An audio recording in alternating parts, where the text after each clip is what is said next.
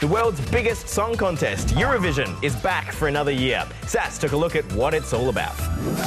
Eccentric outfits, extravagant pyrotechnics, and whatever this is. It can only mean one thing. It's time for the Eurovision Song Contest. This year marks the 69th edition of the competition, which sees musical representatives from 37 countries take to the big stage and battle it out through Song for Glory. This year, the song contest is being hosted by last year's winners, Switzerland, which just so happens to be the country where Eurovision first started.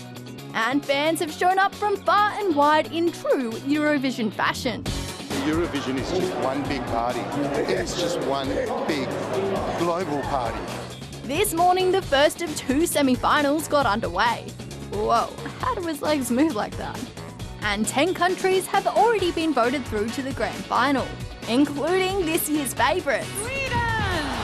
As for Australia, we'll be represented by Gojo and his catchy hit Milkshake Man. Tell you want a taste of the Milkshake Man. But you'll have to get up super early on Friday to catch his performance in the second semi-final to see if he shakes things up enough to score a spot in the grand final. The Australian Electoral Commission has launched an investigation after almost 2,000 ballots went missing on election night. They were later found in Sydney at the home of an Electoral Commission worker after they failed to be delivered from a polling booth to a central counting centre. Luckily, the Electoral Commission says the incident won't affect the result in that seat because the votes were already counted at the polling booth, but it's looking into what went wrong. Now we're going to meet Iris, a cute pup with a very important job as a school facility dog.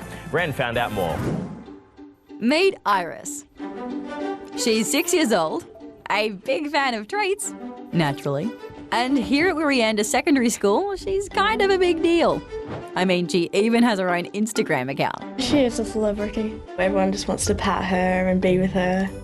But Iris is popular for a lot more than just her gorgeous black coat. So Iris works here full-time at Wirreanda Secondary School as a facility dog. Which means she's here to Help you with your disability or mental health, whatever you have. There are lots of different ways these guys hang out with Iris. They can of course groom and pet her, or read with her, play with her, make things with her. They even teach her tricks. Spin. Iris's job isn't one that just any dog can do. She's had years of training. In fact, she actually started off as a guide dog puppy. It's a very complex job, and not all guide dog puppies are suited to the role. But that doesn't mean these pups can't continue to help people in other ways. It's now been 6 years since Iris arrived at Wirreanda Secondary School. And in that time, she's changed a lot of lives. She had helped me with my mental health lately. Iris is a friend that everyone wants to have because I have Iris and that makes me feel really special. She just loves everyone, including me. She is the best dog. Ooh, now it's time for some stories that are all on a grand scale. How did they get here?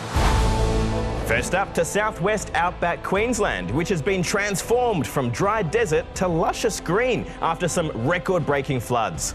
And while floods can cause havoc in certain areas, one thing that experts are excited about here is they're expecting the region will see more pelicans and other wild birds than ever before.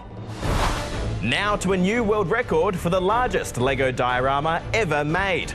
Made up of more than 230,000 bricks and spanning 70.6 square metres. Every building, vehicle and bit of scenery had to be built by hand.